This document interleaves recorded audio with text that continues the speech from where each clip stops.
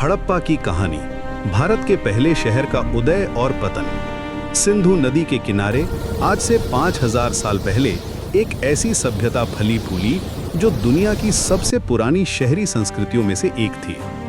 हड़प्पा, भारत का पहला शहर जिसकी खोज ने पूरी दुनिया को चौंका दिया था। सन 1921 में जब अंग्रेज पुरातत्वविद सर जॉन मार्शल ने पंजाब के इस छोटे से गांव में खुदाई शुरू की, तो उन्हें पता नहीं था कि वे इतिहास के पन्नों को फिर से लिखने वाले हैं। मिट्टी की परतों के नीचे दबा था एक पूरा शहर, एक ऐसा शहर जो अपने समय से कई आगे था। हड़प्पा सिर्फ एक शहर नहीं था, बल्कि एक सपना था। 2600 ईसा पूर्व में जब दुनिया के बाकी हिस्से अभी भी छोटे छोटे गांवों में बसे थे, हड़प्पा में 23,000 से 35,000 लोग रहते थे। यहाँ की गलियां बिल्कुल सीधी थीं, जैसे किसी ने स्केल और कंपास से नाप तौल कर बनाई हो। हर घर में अपना कुआं था, हर गली में पक्की नालियां थीं। राजकुमार, कल्पना करिए कि आप उस समय हड़प्पा की गलियों में टहल रहे हैं। आपको दिखेंगे 2 मंजिला घर जिनकी दीवारें पक्की ईंटों से बनी हैं। हर घर का अपना स्नान घर है और गंदा पानी ढकी हुई नालियों से बाहर निकल जाता है। ये व्यवस्था उस समय रोम में भी नहीं थी। शहर के पश्चिमी हिस्से में था एक ऊंचा किला, जहां शायद शासक रहते थे। यहाँ विशाल अनाज के गोदाम थे, 9000 स्क्वायर फीट से भी ज्यादा जगह में फैले हुए। इन गोदामों में गेहूं, जौ और तिल भरे रहते थे। ये दिखाता है कि हड़प्पा के लोग कितने ऑर्गेनाइज्ड थे। हड़प्पा के कारीगर अद्भुत थे। वे सोने, चांदी, तांबे और कांसे के गहने बनाते थे। उनकी मोहरें इतनी खूबसूरत थीं कि आज भी देखने वाले दंग रह जाते हैं। इन मोहरों पर अजीब से चिन्ह बने हैं, एक भाषा जिसे आज तक कोई नहीं समझ पाया है। व्यापार में हड़प्पा का कोई जवाब नहीं था। यहाँ के व्यापारी मेसोपोटामिया तक जाते थे। उनके पास स्टैंडर्डाइज्ड वेट्स और मेजर्स थे, यानी पूरे शहर में एक ही तरीके से तौल माप होता था। ये बात उस जमाने में कितनी बड़ी थी, इसका अंदाजा लगाना मुश्किल है। लेकिन फिर क्या हुआ? इतनी खुशहाल सभ्यता अचानक कैसे गायब हो गई?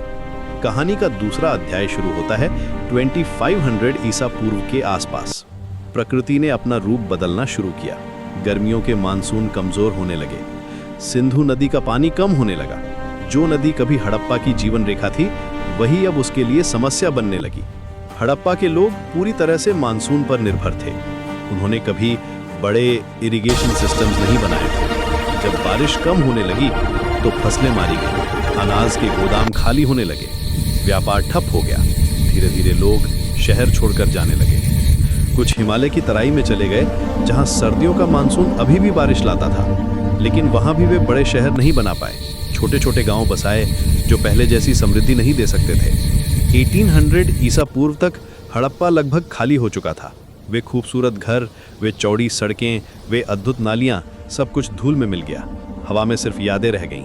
कुछ विद्वान कहते हैं कि आर्यों के आने से हड़प्पा का अंत हुआ, लेकिन सच शायद ये है कि प्रकृति ने ही इस सभ्यता का फैसला कर दिया था। जलवायु परिवर्तन ने वो कर दिया जो कोई दुश्मन नहीं कर सकता था। आज जब हम क्लाइमेट चेंज की बात करते हैं, तो हड़प्पा की कहानी हमें एक सबक देती है। प्रकृति के साथ तालमेल बिठाना कितना जरूरी है, ये हड़प्पा के लोगों ने सीखा था। लेकिन जब प्रकृति ने अपना मिजाज बदला, तो वो अडेप्ट नहीं कर पाए। हड़प्पा की कहानी खत्म नहीं हुई है।